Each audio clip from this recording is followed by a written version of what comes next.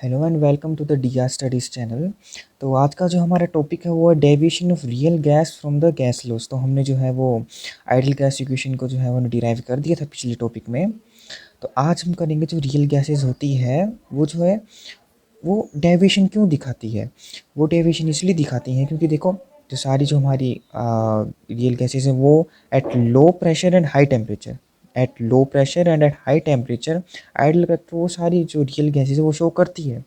लेकिन जब भी हमारा प्रेशर में चेंज आता है तो जो हमारी रियल गैसेस जो आइडियल गैस बिहेव कर रही थी वो आइडियल बिहेवियर को छोड़ देती हैं और इस वजह से जो है रियल गैसेस में डेविएशन आ जाती है और इस वजह से वो जो है हमारे जो गैस लॉज बने हैं उनको फॉलो नहीं करती।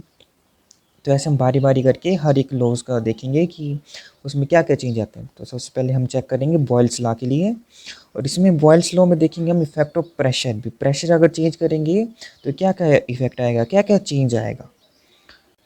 ओके सो जब भी जो है हम प्रेशर को चेंज करते हैं तो वहाँ पर जो आइडियल बिहेवियर है जो रियल गैसेस ने अपने low pressure and high temperature में जो आइडियल बिहेवियर शो कर रहे थे तो वो चेंज उसमें चेंज आता है जब भी हम प्रेशर को चेंज करेंगे। और इस चीज़ को हम जो है एक्सप्लेन कर सकते हैं किसके बेसिस पे। इस चीज़ को हम एक्सप्लेन करेंगे पीवी वर्सेस पी ग्राफ में। अब यहाँ पे जो पीवी है वो एक्चुअल में जो है हमारा टेम्परेचर ही है क्योंकि देखो PV is equal to n R T हमें पता है। यहाँ पे पीवी जो है एन आर आर तो हमारे कांस्टेंट है और पीवी हमारे डायरेक्टली प्रोपोर्शनल हो गया टी के, यानी कि पीवी की जो वैल्यू है वो टी को ही डिटरमाइन करती है। तो हमने देखिए यहाँ पर पीवी ग्राफ लिया और दूसरी तरफ लिया हमने सिंपल प्रेशर। देखो हमने जब ग्राफ बनाएंगे तो प्रेशर हमारा इस साइड को बढ़ेगा और पीवी जो है हमारा इस साइड को बढ़ेगा। तो हम जो है ये किन किन गैस के लिए करेंगे, ये हम करेंगे हीलियम के लिए, हाइड्रोजन के लिए, ऑक्सीजन के लिए, नाइट्रोजन के लिए और कार्बन डाइऑक्साइड के लिए।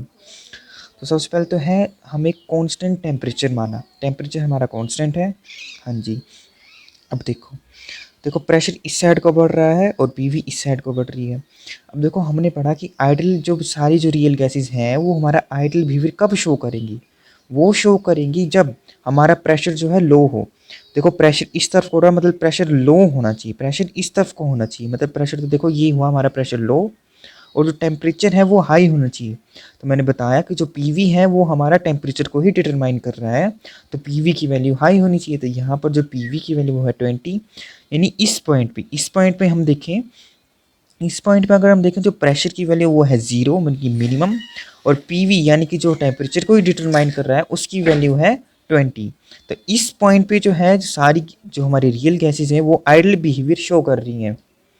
अब यहाँ से हमने एक लाइन ले ली और हमने ये बोला कि जो भी हमारी गैस है वो तभी आइडल गैस बिहेव करेगी अगर उसका जो ग्राफ है, अगर उसका जो जो हमने लाइन है ये बनाई है, अगर उसका जो लाइन बनेगी ग्राफ में वो अगर इसके पैरेलल हो। तो देखो हमने यहाँ पे to behave completely like the ideal gas the graph of the gas should have parallel line to the dotted line. अब ये जो डॉटेड लाइन है ये है हमारी आइडल लाइन और इसके जो भी पैरेलल हमारी लाइन बनेगी तब हम मानेंगे कि हाँ वो गैस जो आइडल है। अब ये तो जो आइडल गैस है ये असल में एक हाइपोथेटिकल चीज़ है ये, क्योंकि रियल में कोई भी गैस जो है वो आइडल गैस बिहेव नहीं करती है, वो जो है डेविएट करती है आइडल बिहेवियर से। लेकिन जो हीलियम है, जो हीलियम गैस है वो थोड़ी थोड़ी जो है आइडल बिहेवियर शो करती है, क्योंकि अगर हम इसका लाइन के देखें तो इसकी जो है ये जो आइडल लाइन है उसकी मतलब थोड़े से एंगल के साथ बना के ये जो है मतलब पैरेलल नहीं है लेकिन थोड़ा सा एंगल बना हुआ है, यानी कि उसकी ज़्यादा ये नियर है, उसके नियरेस्ट है। तो ये जो है थोड़ी सी ज़्यादा जो है ये आइडल बिहेवियर शो करेगा, पूरा नहीं करेगा, बस थोड़ा सा जो है ये आइडल बिहेवियर हमारा शो करेगा। अब और हाँ हमने यहाँ पे लिखा no gas is completely ideal gas, कोई भी जो गैस है वो हमारी आइडल गैस नहीं होती है। अब हम जो है ये जो हमने ग्राफ बनाया इसमें अगर हम ध्यान से देखें जो हीलियम है, हीलियम की लाइन बनी है स्ट्रेट, H2 है, H2 की लाइन भी बनी है स्ट्रेट।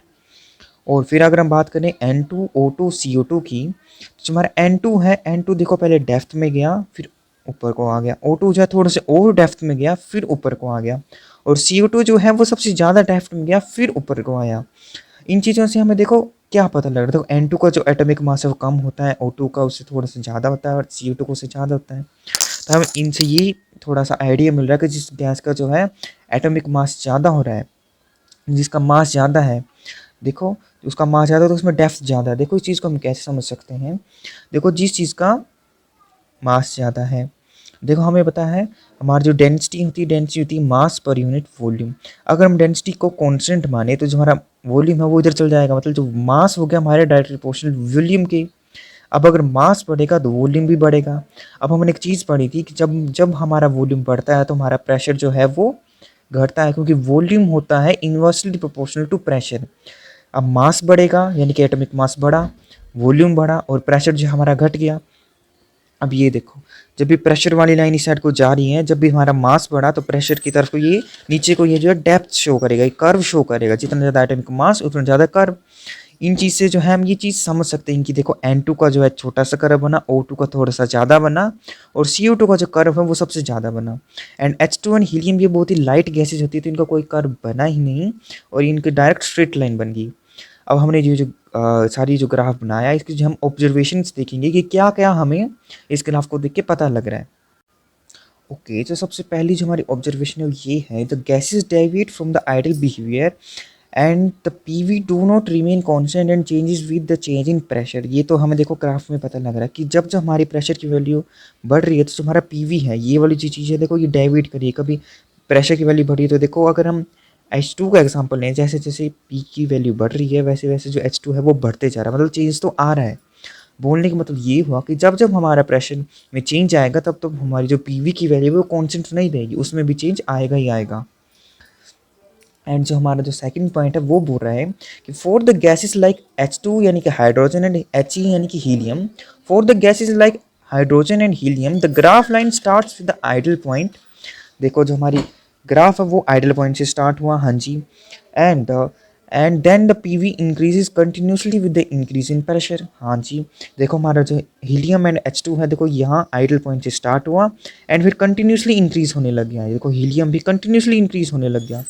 इसका मतलब हुआ कि जब जब हमारा P की वैल्यू बढ़ेगी तब तक हमारी He और H2 की वैल्यू बढ़ेगी।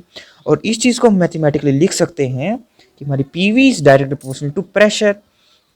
जब जब हमारी प्रेशर की वैल्यू बढ़ रही है तब तक PV की वैल्यू बढ़ रही है, जब जब हमारी PV की वैल्यू बढ़ रही है तब तक हमारी प्रेशर की वैल्यू भी बढ़ रही है, हाँ जी। ये चीज़ तो हमें ग्राफ से साफ साफ पता लग रहा है। अब थर्ड पॉइंट बोलता है for the gases like nitrogen oxygen and carbon dioxide the graph line starts with the ideal point, हाँ जी आइडल पॉइंट से स्टार्ट हुई and then the PV decreases up to some point.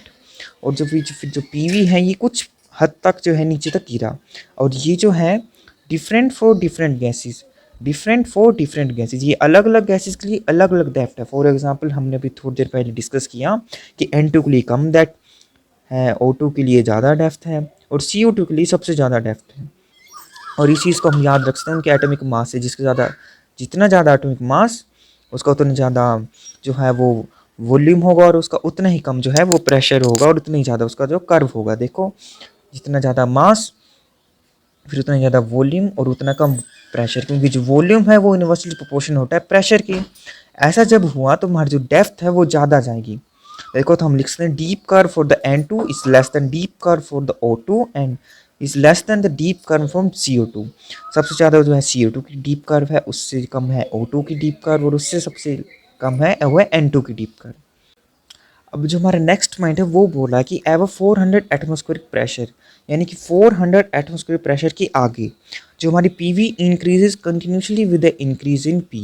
जो हमारा PV है वो जो है कंटिन्यूसली इंक्रीज कर रहा है किसके साथ, जब जब पी जो है हमारा इंक्रीज कर रहा है। देखो अगर हम 400 के आगे देखें जब जब हमारा पी बढ़ रहा है वैसे हमारा पी बढ़ रहा है। देखो ये हर चीज़ देखो इसके आगे कोई भी चीज़ जो है वो डेप्थ में नहीं जा रही है, इसके बाद सब जो पीवी की वैल्यू है वो इंक्रीज करते जा रही है with the increase in the value of P. तो हम लिख सकते हैं PV is directly proportional to P, लेकिन कब, अबव द 400 एटमॉस्फेरिक प्रेशर। और जो हमारा लास्ट जो हमारी ऑब्जर्वेशन आई वो ये थी कि फॉर द आल केसेस, सभी केस में ऑल द गैसेज जो हैं वो show ideal behaviour at 0 atmospheric pressure.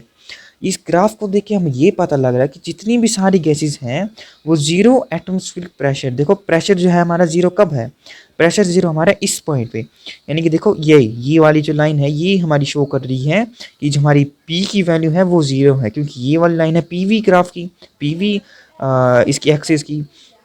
जब पीवी में जो है वो P की वैल्यू 0 है, जैसे हम सिंपल ग्राफ बनाते हैं एक्स एंड वाई का। तो हम इस वाली लाइन में जो है एक्स की वैल्यू 0 होती है और इस वाली लाइन में जो है हमारी वाई की वैल्यू 0 होती है।